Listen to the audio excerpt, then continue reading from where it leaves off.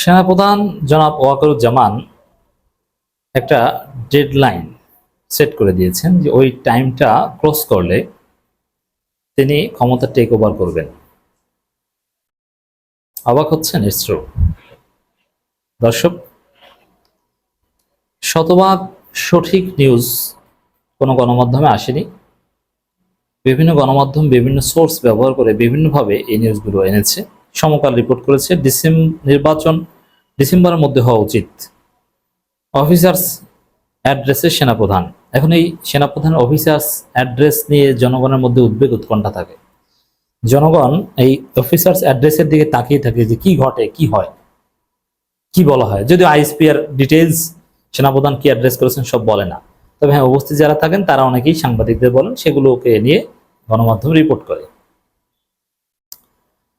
তো দর্শক, এবার সেনাপ্রধান যে অ্যাড্রেস করেছেন সেটা আমাদের দেশের জন্য, রাজনীতির জন্য, গণতন্ত্রের জন্য অশনি সংকেত। খুবই সিরিয়াস বিষয়, উদ্বেগ উৎকণ্ঠার বিষয়। ডক্টর ইউনূসের সাথে ভয়ানক দ্বন্দ্বে যেতে পারেন সেনাপ্রধান। যদিও দিন শেষে সফল হবে না। কেন হবে না আমি সেটা কনক্লুশনে বলবো যে সেনাপ্রধান যতই চেষ্টা করেন, যতই ডেডলাইন, টাইমলাইন, অমুক তমুক হুমকি দামকি, অনেক হুমকি দামকি দিয়েছেন, কাজ হবে না। যেমন মানবিক করিডোর নিয়ে যে আলোচনা হচ্ছে, সেখানে স্পষ্টভাবে এমনভাবে বলেছেন, তার টোনটা এরকম যে কোনো মানবিক করিডোর হবে না বা দেওয়া যাবে না। আচ্ছা, মানবিক করিডোর দেওয়া উচিত অনুচিত সেটা ভিন্ন আলোচনা। যদি দেয়া হয় সেটা সরকারের বিষয়, এটা তো সেনাপ্রধানের বিষয় না। কিন্তু সেনাপ্রধান এমনভাবে বলছেন যে এটা হবে না, এর মানে ডক্টর ইউনূসকে গোনে না সেনাপ্রধান, এরকম ভাব। সেনাপ্রধান ওয়াকারুজ্জামানের বক্তব্য বিভিন্ন সোর্স থেকে আমাদের কাছে যতটুকু এসেছে তাতে মনে হয় যে তিনি ডক্টর ইউনূসকে গোনেন না। এবং সমকালের রিপোর্টে স্পষ্ট যে নির্বাচন ডিসেম্বরের মধ্যে হওয়া উচিত। অথচ ডক্টর ইউনূস সরকার স্পষ্ট করছে যে না, নির্বাচন কখন হবে এটা তিনি বলে দিয়েছেন। নির্বাচন কখন হওয়া উচিত এটা তো সেনাপ্রধানের বিষয় না, তাকে এটা বলতে কে বলেছে? এটা কোন জুরিসডিকশনে তিনি এটা বলেছেন, কোন অথরিটিতে তিনি বলেছেন নির্বাচন কখন হওয়া উচিত? একটা বিষয় আমরা দেখতে পাচ্ছি যে সেনাপ্রধানের আরো যেসব বক্তব্য আমি আসছি সেদিকে বোঝা যায় যে ভারত দ্রুত নির্বাচন চায়, বিএনপি দ্রুত নির্বাচন চায়, সেনাপ্রধানও দ্রুত নির্বাচন চায়, আওয়ামী লীগের দ্রুত নির্বাচন চায়। আর ডক্টর ইউনূস সরকারে তো আমরা কোনো সমস্যা দেখছি না। এবং সেনাপ্রধান স্পষ্ট বলেছেন যে মানবিক করিডোর এটা নির্বাচিত সরকার। আচ্ছা, নির্বাচিত সরকারের কাজ আর অনির্বাচিত সরকার এটা পারবে না, মানে এই ডিফারেন্সিয়েটটা আপনাকে কে শিখিয়ে দিয়েছে? এটা তো ভারতের সৃষ্টি, এই সংজ্ঞাগুলো, এই মানদণ্ডগুলো এটা বলছেন। একটা নিউজ আমাদের কাছে এসেছে, সেনাপ্রধান নাকি বলেছেন যে আগামী জুন কিংবা জুলাইয়ের মাঝামাঝি সময়ের মধ্যে যদি কোনো নির্বাচিত সরকারের কাছে পাওয়ার ট্রান্সফার না হয়, এর এদিক ওদিক হবে না। সরাসরি তো বলেনি যে তাহলে আমি ক্ষমতা নিয়ে নিব। আগামী জুলাই পর্যন্ত যদি নির্বাচন না হয় তাহলে সেনাপ্রধান ক্ষমতা নিয়ে নিবেন, এরকম একটা ইঙ্গিত তার বক্তব্যে আছে। অতএব জুলাই অতিক্রম করলে ক্ষমতা নিয়ে নেবেন, এরকম থ্রেট। আরো নানান বিষয়ে তার কথাবার্তার মধ্যে একটা থ্রেট সুলভ কথা। এখন এই যতই থ্রেট দিক তাতে কিছু হবে না। কেন হবে না?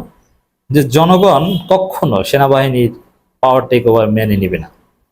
আর এটা বাংলাদেশ, এটা তথ্য প্রযুক্তির যুগ, এটা মিয়ানমার না, এটা 80-র দশকের বাংলাদেশ না। সবচেয়ে বড় যে সমস্যা হবে, সেনাপ্রধান যদি ডক্টর ইউনূসের বিরুদ্ধে পাওয়ার টেক ওভার করেন তাহলে মানুষ মনে করবে এটা ভারত করেছে।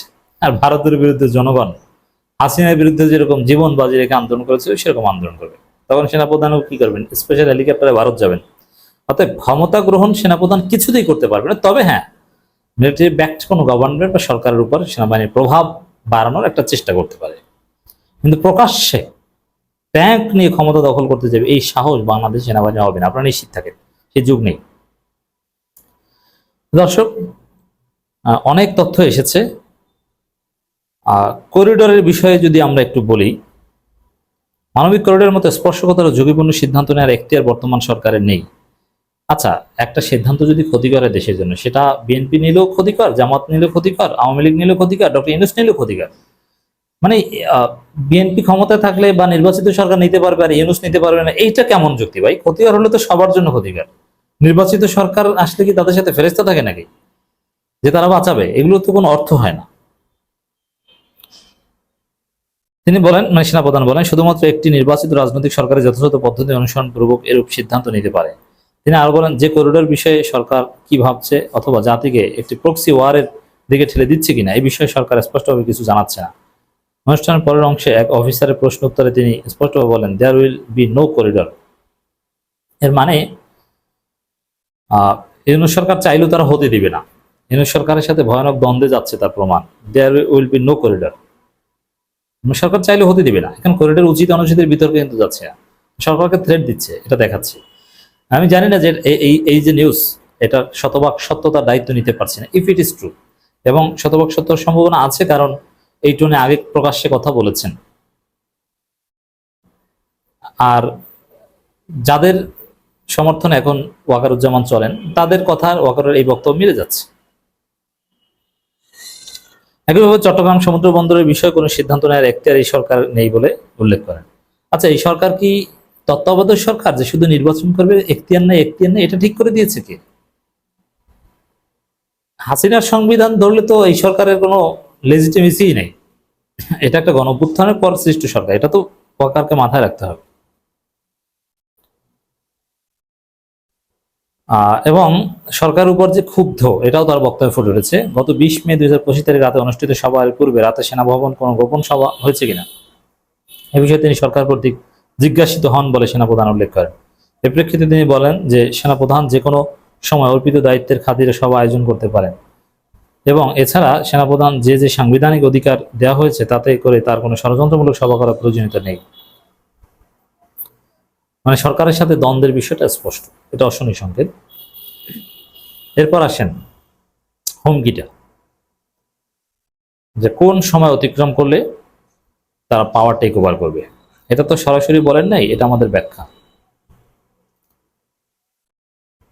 অনুষ্ঠানের পরের অংশে এক অফিসারের প্রশ্ন উত্তরে সেনাপ্রধান ওয়াকারুজ্জামান বলেন, an elected government will take over on 1 June 26 if not earlier. যদি ডিসেম্বর নির্বাচন হয় তাহলে 1 জুনের মধ্যে একটা নির্বাচিত সরকার ক্ষমতা নিবে।